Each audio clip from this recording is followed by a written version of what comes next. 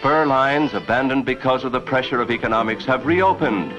Rights of way, which for years have seen only an occasional local freight, are busy again. Better service, new jobs. When the railroads do something new, it becomes part of the American landscape. So the rail diesel car has in a short time fitted itself to every varied vista, every contrasting horizon which is America.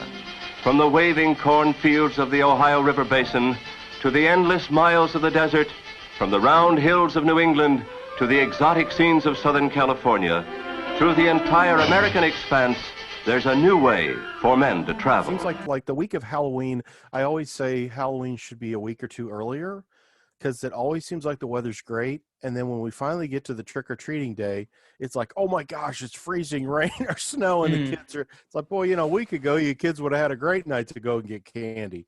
But yeah, that seems to be about par for the course, that we always get our first blast of winter here in Missouri right about the time of Halloween. Tonight, we are going to talk about, and you don't have your tinfoil hat on. I don't. It's a shame. I thought when you talked Rapido that you wore the hat. I did, but I was cleaning my room yesterday and I threw it away. So I need to make another one. And it takes time. All right. Well, I'm going to pop up here and share the screen, and we'll go over to Rapido's site, and we're going to talk about their RDCs, or rail diesel cars, tonight, because you and I were talking about these a week or so back, because there's a whole new group of these that have come out. Have you ever gotten one of these models before? Yeah, I have A and B. Oh, sweet. So they're amazing models, and it's easily the most detailed we've ever had in HO. And the thing I like on Rapido is when they put up these masterclass for things that they're doing. And this one on the RDC has got so much information, because we read all this stuff anymore about it has all these road specific features or prototype phase things. And a lot of times that just starts to get what's like, wow, I don't know half of that stuff. And it's fun that they go through with these master classes and kind of give you some background on those things and tell you about them. And I think these are really awesome. The RDC, the whole idea, the concept of it's just basically, in a way, it's almost like a bus, because it's just one unit and powered. It's kind of, a powered passenger car, more or less. As a little kid, pretty much a bus motor, correct? Yeah. And as a kid, I always thought that was a dome, and I could never figure out why there were no windows. It's like, that's weird. But this is a cool shot of them in production. And it was that kind of frustration after, rail travel kind of actually ridership, I think, peaks around 1926 for people riding trains. And then as cars and highways become more prevalent, and then coming out of World War II, there was a big boost in ridership, obviously, in the 40s during the war years. But then after that, as the railroads were re-equipping passenger trains, they were also looking for answers for a lot of these smaller runs, commuter trains, other things. How can we do this more economically? And this was Bud, the big passenger car builder, and they also did freight cars and things. This was their idea, this concept, and it really kind of just brings forth, the old doodle bugs or gas electrics that had been around, and brings them into kind of a modern thing. But I always thought these were so sleek looking, because they are a streamlined passenger car. And that they're self-propelled. They're perfect for a model railroad. I mean, don't you think? Absolutely. Yeah. Rapido's thing here, one of the things I hadn't realized, and when we were talking about it for this release, they're doing all Canadian road names this time. And they talked about, like, if we did a phase 1 last time for like CP Rail, this time we're doing the opposite. And that got me to looking and thinking on these. And I guess I kind of knew, but didn't. Like, this picture we're looking at now is that cool hockey mask face on a CP Rail RDC1. And it's a phase 1 because of the lower headlight, where it's just above the door. And then I think the front window sizes are different. And then that's that's a phase 1, again, with the lights there. And then I want to get to it. We'll back up here. And then the phase 2 is like that, where the lights jump up above, there we go, that the lights go up above the top. And I hadn't really realized in some of these, there were changes like that on these. In addition to having to know RDC 1, 2, 3, 4, and then there's that jump to RDC 9s. Hmm. So the two models you have, do you know which ones they are? Are they RDC? Well, I have the RDC 1, and it was the X18SF because it crashed and only one could be salvaged. And then I have the RDC 2. Oh, okay.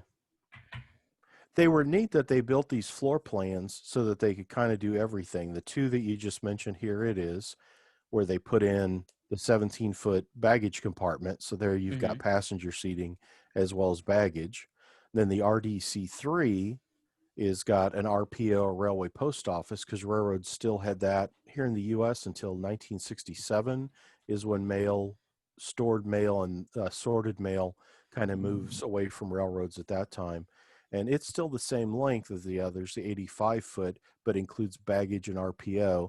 And then I always like the little shorty, the RDC4, and really hadn't realized, but it's not a people mover at all. It's got baggage and postal things on the No other AC end. either. Oh, okay. Yeah. And yeah, no, only 73 feet. So it's a much different critter. And I don't think this has ever been done yet by anybody, including Rapido, this RDC 9. And I think it's what it says there. I don't think there were very many of them to begin with. It's a regular length, and it's just a powered trailer. So I assume it had no cab controls, but you can see with the little like dome-like thing on the roof, it was still powered, but would have to go in a group. I bet that's something we might see, that maybe they'll do that eventually. But I hope. that's kind of a cool thing. And then out of this group that's coming out, they're doing all Canadians. And there again is that the two phases shown where the lighting goes.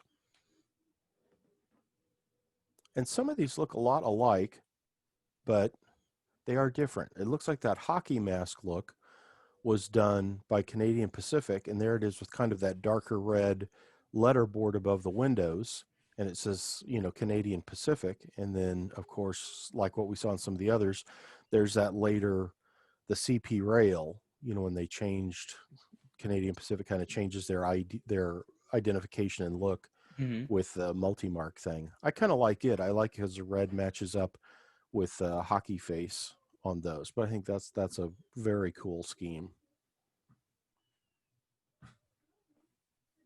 And then early Canadian National. I always forget the Sienna. Did you see somebody? I saw a picture posted. There's like a Jeep that's been painted in this green and yellow, but I don't know if it was lettered yet. Someone had a picture I saw online just today saying, wow, look, this was in a yard and it's parked with a bunch of CN units. And I don't know if it's a heritage thing or what, because it was just an old Jeep, but it was in this older scheme with like the maple leaf. And then, of course, the early 60s is the famous wet noodle logo of the CN with the red face. And I think that has a very bold look. And then just as we got Amtrak in the early 70s, Canada gets Via Rail, takes over a lot of their services. And I think 78 is the year for Via. And this is the early version of that. What's the road names on the RDCs? Or your Santa Fe, did you say? I got both Baltimore and Ohio, but then I picked up the X18SF. Oh, okay. Yeah. And then for the RDC2s with the baggage compartment, the Canadian Pacific here has this cool stripe pattern on the nose. And then they've got the CP rail, as we saw, and then that CN. And the VIA says it's early. I'd have to look into, I think it's the striping and things that changed, the blue stripe. But those are the 2s they're doing. And then the 3 that's got mail, baggage, and the passenger stuff. That's really nice because that's for like a model railroad. There's an all-in-one. You can have it stopping and picking up mail. It can do express and baggage. It's got passenger seating. That to me is like, yeah, that's the perfect model railroad all-in-one passenger unit. And again, Canadian roads on these. We get into Western Canada's there we go. The BC rail which was Pacific Great Eastern, and then turned into British Columbia Railway, then BC Rail, red, white, and blue. Although I think by the time of red, white, and blue, this scheme goes away. This is the one I like with the dogwood, which I guess is the flower, and then the green, yellow. I think that's an awesome looking paint scheme. Absolutely. It's very bold. Yeah. This is one I put together a web page for you on Model Railroad News for these. And there's one of those working in the early 80s. And this is White River Productions owner Kevin U. Daly was up rail fanning and got to see these RDCs doing some of their last runs. And this is in an edition of Rail Fan and Railroad that I'll show you a link to, and I've got it linked up down here.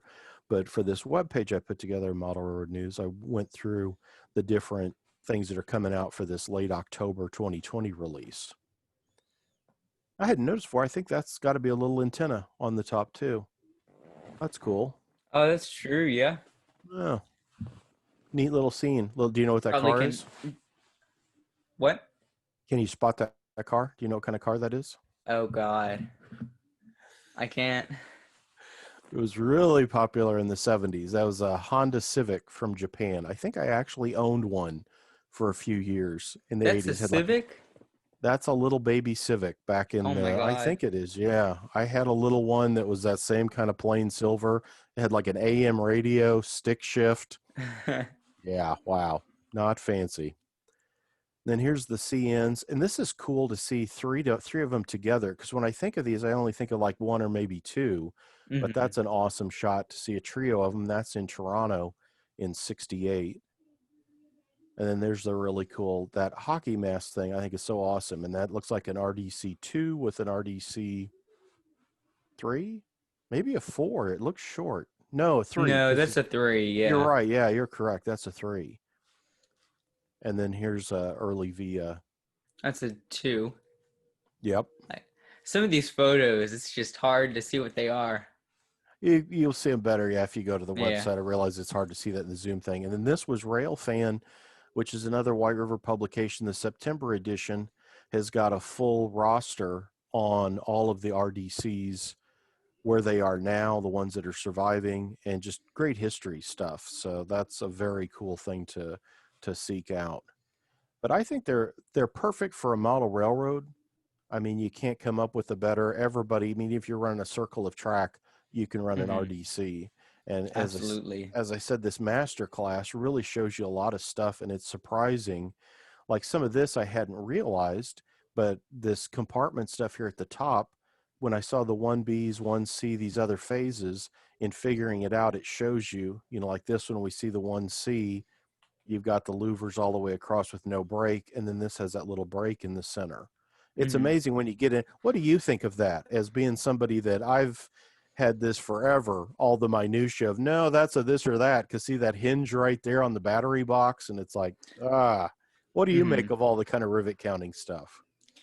Well, I mean, I think it's fun personally when I'm not really a rivet counter, you can imagine, but I took the RDCs to an operating session, and there were people who saw that the Baltimore and Ohio specific, there's no top panel on the exhaust stacks. So they were like, oh, it's missing the top panel. You need to order the part. And then so it was a big debate between half the guys there. And then it was a Baltimore and Ohio layout. So they had a book and they could open it and they could show them the photo and point to it. So it was pretty funny. I'm not one to get involved in rivet counter stuff, but I think it's very cool that they can pare it down 87 times and still be able to make things like that happen. So it's very cool. Yeah, I don't, I think some of that intricacy it's neat, and it's always surprising that because you think, well, again, as a kid, an RDC is an RDC, and then later I discovered, well, no, look, that's got a baggage door, and oh, look, that's got a thing to carry mail. Then you realize there's more of them, and then you get into these kind of things. We're like, oh, and then in addition to that, some have headlights up and down, and so I think that is part of that endless fun of the hobby. Is there's always something else to discover, or to get good at. I can spot those and look at those that I used to look at them and they all look the same, but you can take a quick look and say, well, it's this, and this based on these 3 things I see on it. And that's really Yeah. kind of cool. And that as you learn more and more of that stuff, I mean, that's a lot of fun. And these are coming out, they're shipping now or close to now, I think, and they're available regular DC and DCC sound. What do you like to operate? I assume at the club they have DCC? Yeah, I'm a DCC sound guy. I mean, Yeah. I like it a lot just for the lighting and things. I mean, the sound is really cool, but mhm. on some of these kind of things that have some extra features, like this, I'm guessing with it being Rapido, like some of these marker lights, number Mhm. boards. I always think that's awesome when they work in some of those things that you can turn things on or off in addition to the Absolutely. headlights. So yeah, when these first came out, I know we reviewed the Santa Fe set, which was really heavily modified because it was wrecked. And then we did review regular ones early on in the magazine a couple years ago. And I can't remember. I didn't do the review, so I don't think I have any. But this show we're doing here today, I just kind of wanted to talk about them a little bit as we've done and talk a little bit about the history on them. And then was going to let you know our buddy Jason Schron is sending us 2 RDCs. I'm going to have one. I'm going to send one to you. Oh, I think I have the hockey mask one for you. So we've got the masterclass stuff here. We're going to work together and do a review for Model Railroad News.